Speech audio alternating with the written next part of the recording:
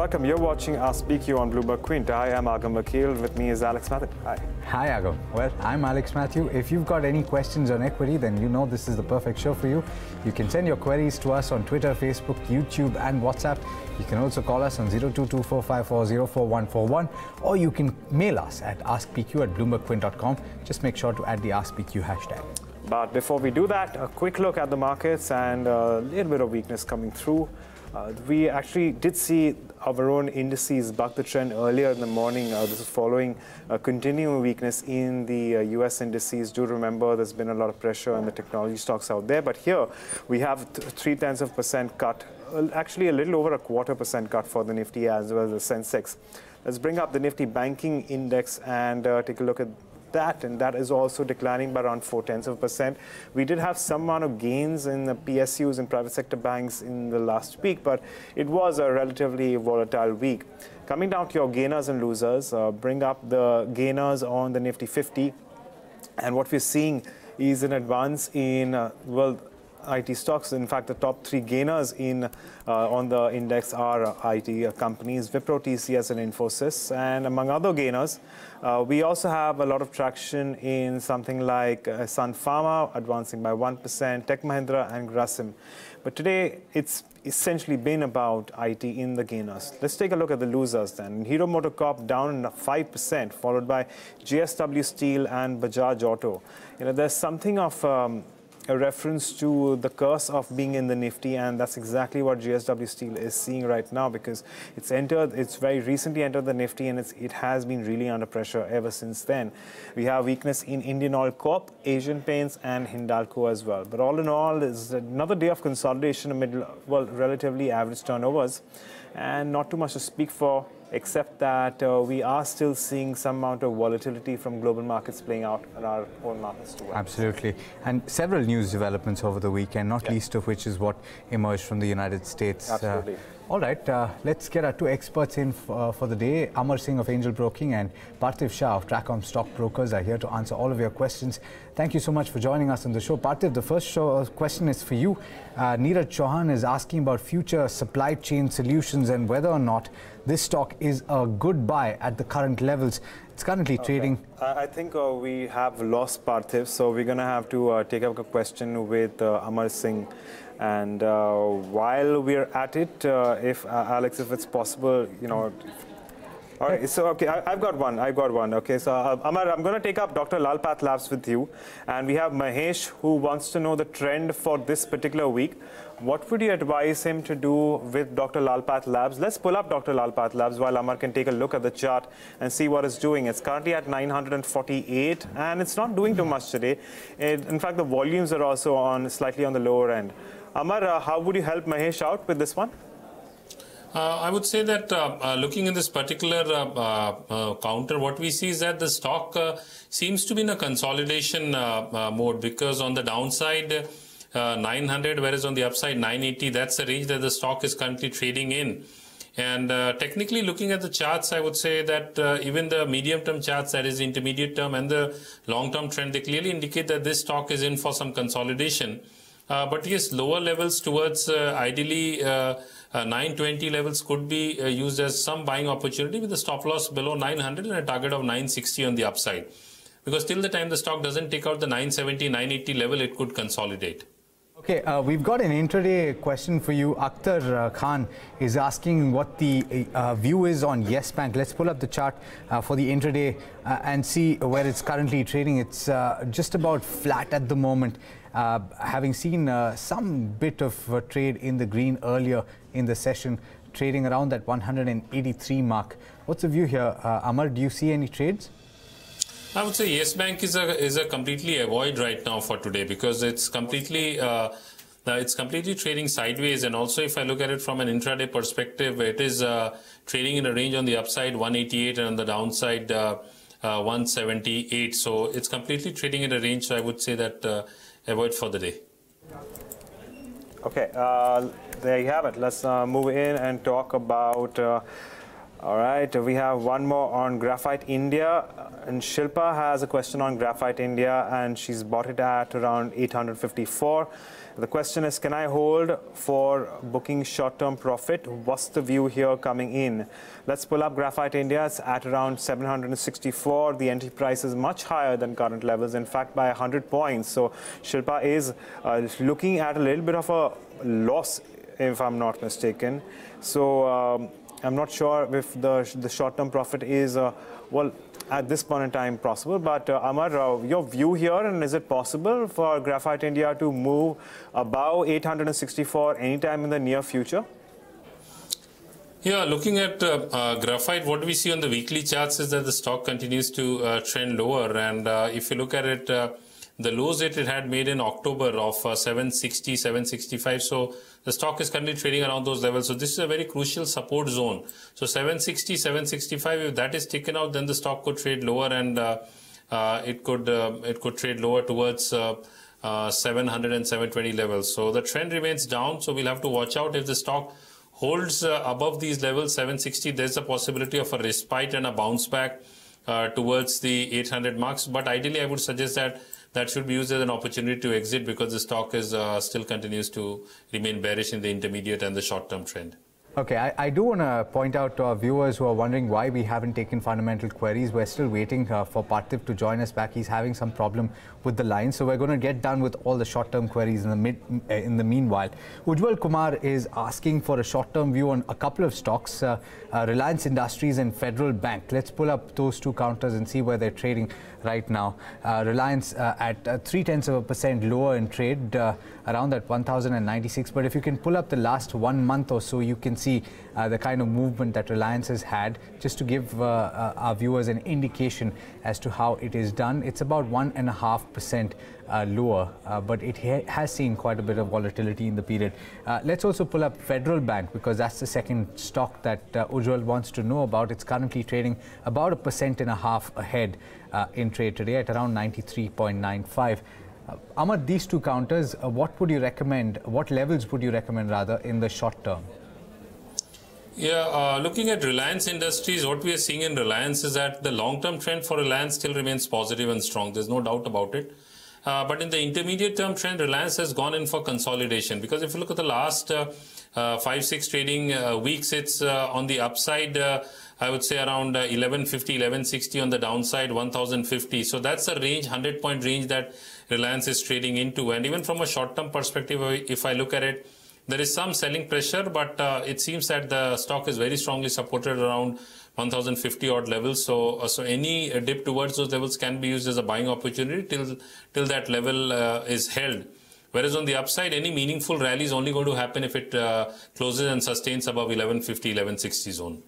And talking about the other stock which you mentioned, Federal Bank. Federal Bank is one stock which is definitely on an up move on the short term as well as the intermediate term trend. Long term, it has moved from the oversold territory. That's the reason we are seeing this bounce back. But these are the levels one can look at booking profits, because anywhere around 96, 98, that's a crucial resistance zone. So I would recommend that one should look at booking profits, because at higher levels the stock will meet with selling pressure as well as profit booking. Okay, fair enough. So that's the view coming in on Reliance Industries and Federal Bank about how you could go about dealing with that. But we have two viewers with a question on Delta Corp. First one is, of course, Shefali. She says she has 1,000 shares of Delta Corp and she's bought it at 242. It was anticipated that it would go to around 272, 273. That's according to her by Christmas or around Christmas. But how would you go about it, considering there has been a little bit of fall off from 259? This is perhaps a technical question, but we also have another viewer who wants to know the long-term view of Delta Corp and how to go about it. So let's address both. Let's start off with Parthiv. I think we have him with us. Parthiv, good afternoon. What would you do with Delta Corp? How are you viewing the stock? I know that we have seen a lot of volatility come through, but from a long-term basis, how are you placed on this one? Good afternoon. See, I think certainly, I think Delta Corp is a type of a stock where one will have to take a long-term view. I think it's very hard to try the short-term view in terms of trying to predict the seasonality and based on that bounce, I think make a trade. So I think it's better to go in for the long term, and purely based on the long-term thesis, I think the company is doing very well. In fact, I think most of their casinos, I think the occupancy rates are extremely high, and they're kind of charging a premium because of near monopolistic space. And also, I think the cash flow generation has been quite healthy. They've been paying a lot of their past debt, and I think going ahead, the trigger definitely lies in terms of more licenses if they were to get, which is a very slow process. And the best part about this business is no competitor can just come in and get the license quick and start this business. So I think so far Delta Corp has done a fantastic job, and I feel that over the next 2 to 3 years, I think based on the disposable income that a lot of Indians have, I think this is the space where I think one can bet on. And certainly over the next 2 to 3 years, we're expecting far better run rate in terms of the earnings. So I think the stock could re-rate then. Okay, a stock could re-rate there. Well, in the meantime, of course, the Nifty and the Sensex have turned positive, but again, it's been a largely range-bound day of trade, so not too much to speak for. But Amar, I'm going to take your view on Delta Corp as well, specifically with respect to Shefali's question. Do you think that it has a likelihood to go above the levels of around 272, 273 in the near term? Her entry price is 242. What would you recommend she should do? I would recommend that she should look at booking profits around 255, 260 because that's a short-term top for the stock, and only if the stock consistently trades above 262 levels, then the stock is likely to witness any up move. However, on the short term and the intermediate term trend, the stock remains positive. Long term, it's trading flat, so that's one of the reasons the stock will find it slightly difficult to move higher. Okay, since this is, I think, a time-sensitive query or a couple of queries, Sandeep Kumar is asking for the intraday level that you have, Amar, for the Nifty, and also on YouTube, I believe Mayank Saraf is asking for Nifty and Bank Nifty expiry levels that you would advise for. Yeah, looking at Nifty, I would say the crucial support zones for Nifty comes around 10,650. And we are seeing a bounce back today, but again on the upside, somewhere around 10,780, 10,800. That's an immediate level of resistance zone. So Nifty is likely to trade in this range from a short-term perspective. From an expiry perspective, we could see if Nifty sustains above 10,850 levels, because that's a crucial resistance zone. Then the stock has a potential of rallying towards the 10,950, 11,000 mark. The downside level or the crucial level to watch out for is 10,640, 10,650 zone for Nifty. If that's breached, then we could see some significant correction in the Nifty. Okay, the next question is on Sterlite Technologies. We have Abhinash Pradhan, who wants a fundamental. Okay, Rahul Tiwari as well. There you have it. Who have a fundamental question on Sterlite Technologies. The question is, what is the fundamental view here, and should investors be worried if about promoters offloading shares in the company? Parthiv, this one is for you. How would you approach Sterlite Technologies? I think there was some issue even in terms of the promoter pledge, which I think they've released it, and now I think the dust has settled there. But I would comment purely on the fundamentals of this business. I think they are doing extremely well in terms of the current utilization of their optic fiber facilities, which are fully backward integrated, and also I think the fiber optic related solutions that they are providing to people like Department of Defense. And I think such new contracts will certainly help in terms of the visibility that they can bring. We are very upbeat in terms of its earnings in the next 3 years, and I think with such earnings growth and recently with the stock having massively corrected from its peak, I think good entry points are there, and someone also holding the stock I think over the next 2 to 3 years. We don't see this cycle changing, and also all the capex that will take place in the 5th generation spend I think should help people like Sterlite Tech. And I think even the fiber to home connectivity that a lot of new players like Jio are planning to have and deploy, I think should keep the demand for fiber optic good. And globally also the demand for fiber optic cables is very high. No new major capacities have come up. So there also I feel Sterlite Technologies should do well. Let's take the first query that we received on YouTube then. Neeraj Chauhan, I was asking your question, in fact, when Parthiv's line gave a bit of trouble. Parthiv, this one's for you, future supply chain solutions. It's not moved significantly if you look at the from the listing to now. It's not, I mean, it's moved up and down, but it's more or less at the same level. So how would you rate this for the long term? What are the, what's your view on the fundamentals of the counter? Future supply logistics basically part of the future group, and obviously catering to the group companies, and also they get business from outside and mostly into the third party logistics space. I think if we see the margin trend and the way the company has grown, I think it's been reasonably good, and I think this is a direct proxy to the consumer theme, because I think with the consumption increasing, more number of warehouses being built, I think such companies in terms of how the connectivity improves in terms of the logistics space, I think plays a very vital role. And also, I think for that matter, post GST, I think these companies will become far more efficient and more productive in terms of their business model. So this is certainly a company that we like, and somebody having at least 2 to 3 of you can hold on to this and good returns can be made. Okay, well, one more query on WhatsApp, and this one is from Aditya. He wants a short-term view on Tata Steel. Now, it's a short-term view, so I'm going to take a technical view here. Let's pull up Tata Steel, see how it's doing, where it's currently trading at 516, 517. A lot of movement seen along with the rest of the steel companies as well. Today, it's down, but not as much as some of its other peers. Amar, your view on Tata Steel, what would you advise Aditya to do? I would say that Tata Steel seems to be forming a bottom. But overall, the trend still remains down. What we are seeing on the long term and the intermediate term trend, the stock is in oversold territory and around support levels, so we are seeing a bounce back. But again, on the higher side, Tata Steel is likely to meet with selling pressure around say 535, 540 zone. So if someone is long, ideally one should look at booking profits. And fresh trades, I would not advise at current levels. Okay, Anurag Agarwal has got a question for you, Parthiv. This one on Tejas Network, if you have coverage. For the medium term, I do not know exactly what he means, but I'm guessing you would call that about 2 to 3 years. Is it a good point to enter 204 levels on the stock right now?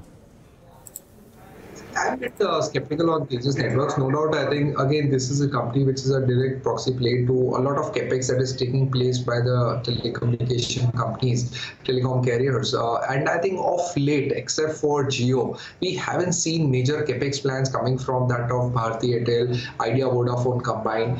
So I think this company might underperform. And I think there's a lot of competition in this space where a lot of MNC companies also compete with Tejas Networks. So I think there needs to be a credible reason in terms of the order book or visibility, which I feel is lacking in a company like Tejas Network. So I think I would avoid this count. All right. We have an intraday query coming in on Tata Motors. We have Navdeep Singh. He says that he's short sold Tata Motors and about 5 lots actually at 175.45. It's currently trading at 175.80, so it's about 0.15 higher. Amar, your intraday view here, do you think he could go profitable? What are the levels you'd watch out for on an intraday basis? I would say that Tata Motors is on the daily charts, it is witnessing consolidation. That's the reason we are seeing this sideways movement after the sharp fall in the stock. So the levels that he needs to watch out is 170, 150 on the downside, because if that is taken out, then the stock can witness some further selling towards 165 odd levels. Whereas on the upside, if we look at the stock immediate level of resistance is around 179 levels. So these are the levels that he should watch out for. As far as technically speaking, the stock is in consolidation. So one should, if one gets an opportunity, one should exit the stock. All right, let's talk about one of the stocks that's taking a bit of a beating today. Hero MotoCorp down in trade about 4.5% or 4.7% now. One of the biggest losers, or rather 4% now, one of the biggest losers on the Nifty. We've got a question from Saurav Kumar on the company. It's down about 20% from his buying price, he's saying. He's wondering if it's a good time to average. Parthiv, what's your view on Hero MotoCorp? A lot of people seem to suggest that there is a slowdown in auto. Is this a good time to average, do you think, for the long term? See, I do think so, because I think this is a company which has almost 50% volume coming from the rural segment. And I think irrespective of how it gets implemented, I think there is this sense of confidence in terms of the farm loan waivers, which is like an indirect stimulus for the rural area, where I think a lot of that disposable money will be spent on things like two-wheeler purchases. So I think we are upbeat in terms of Hero MotoCorp coming back very strong in terms of its numbers, especially from the rural markets. And the urban markets, I think, should also do reasonably well with new upcoming launches. So I think generally we have seen historically, I think such companies like Hero MotoCorp, I think are best purchased at a discount or whenever they have corrected by 10-15% from its peak. And even the dividend yield becomes far more attractive at current levels. So no harm, I think, chipping more money at current juncture. Okay, of course, we do have Goldman Sachs, which has also downgraded Hero MotoCorp with a sell rating at this point in time. But moving on, we have a technical query on L&T Finance. Rahul Sinha says, well, he has a short-term to medium-term view, that is 3 to 6 months. His question is, well, he entered at 130. His question is, should he book profits at these levels? Amar, what would you suggest Rahul to do? Book profits or hold on with trailing stop losses? No, I would suggest that he should hold on to his position, because the stock continues to remain positive. So ideally, he can hold on to his position, and with a stop loss below 151 levels, and he can look at booking profits around 158. Okay, let's take another short-term query, because Chetan Sehgal is wondering if I'm going to ignore him. Not. Guys, we won't ignore you. You don't have to post multiple times. We'll try and take as many questions as always. But this one is on Jubilant FoodWorks. Let's pull up the chart and see where it's currently trading. He's, of course, asking Amar what your view is for the current expiry. The stock is down about 4.8% in trade today. See, Jubilant FoodWorks, what we are seeing is that the stock is in clear consolidation.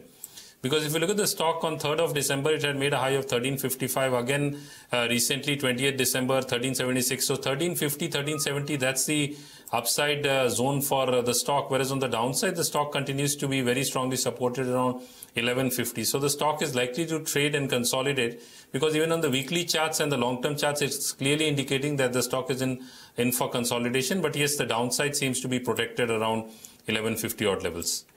Okay, let's take a fundamental query on Khadim. We have a question from Batraji, and he wants to know the long-term fundamentals of this one. Parthiv, how would you view well, as Khadim as an investment idea, perhaps in comparison to some of its other peers like Relaxo and Bata? See, I think Khadim has a differentiated business model, and it certainly caters more towards the tier 2 segment of the market purchases. And here, I think relative margins are lesser as compared to what a company like Bata or Relaxo earns. But nonetheless, I think Khadim has done reasonably well in terms of establishing its business model. But certainly, I think this is a company which requires continuous capex in terms of its retail outlets. So that's where we are a little skeptical on.